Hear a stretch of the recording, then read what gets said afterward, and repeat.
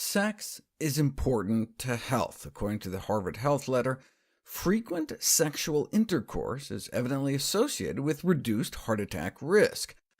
But this seems to me the perfect case for reverse causation. They're implying that more sex leads to healthier arteries, but isn't the opposite more likely, that healthier arteries lead to more sex? Blood flow in the penis is so reflective of blood flow elsewhere that penile Doppler ultrasound can predict cardiovascular disease. But low frequency of sexual activity may predict cardiovascular disease in men independently of erectile dysfunction, suggesting that sex may be more than just fun, but therapeutic. Or at least, so says an editor of the Journal of Sexual Medicine, in discussing whether or not frequent sexual activity should be prescribed to improve general health. In men, they suggest, it's because more sex means more testosterone. When men make love, they get a big spike in testosterone levels in their blood, but interestingly, in contrast, they get no testosterone boost when they masturbate. This may be because testosterone increases with competitive success, like if you win at a game of sports. While sex is not usually regarded as a competitive event, one's mental state afterwards could nevertheless be something like that of a winner, as opposed to the mental state after masturbation. The spike in sex hormones in the blood is so great that men's beards actually grow faster on days they have sex. And since low testosterone levels are associated with increased risk of mortality, that could help explain the health benefits. So, do men who have more sex actually live longer? I did a PubMed search for sexual activity and longevity, and came up with sexual activity and longevity of the southern green stink bug. Our taxpayer dollars hard at work. But I was less interested in whether or not screwworms live up to their namesake, and more interested in this: sex and death.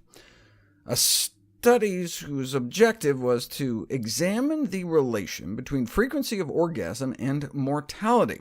They found that men with high orgasmic frequency appeared to cut their risk of premature death in half, and apparently the more, the better. A 36% drop in mortality odds for every additional 100 orgasms a year. Conclusion? Sexual activity seems to have a protective effect on men's health, but not, it appears, if you cheat. Unfaithfulness in men seems to be associated with a higher risk of major cardiovascular events like heart attacks and strokes.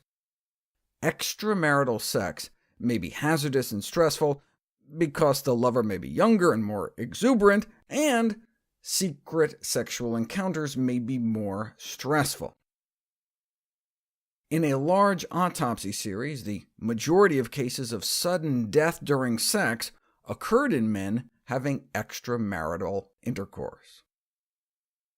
The absolute risk is low. Only 1 out of 580 men might be expected to suffer such a death.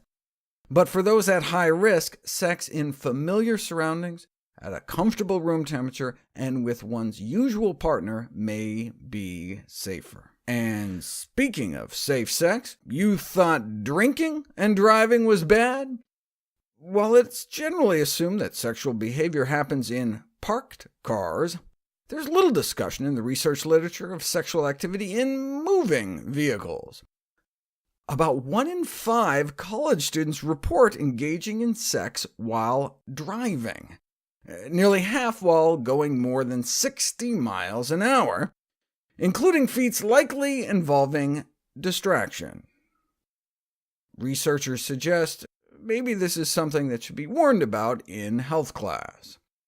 When done right, though, love may protect your lover's life. Given the benefits of sexual activity, intervention programs could be considered, perhaps based on the at least 5 a day campaign aimed at increasing fruit and vegetable consumption, although the numerical imperative may have to be adjusted.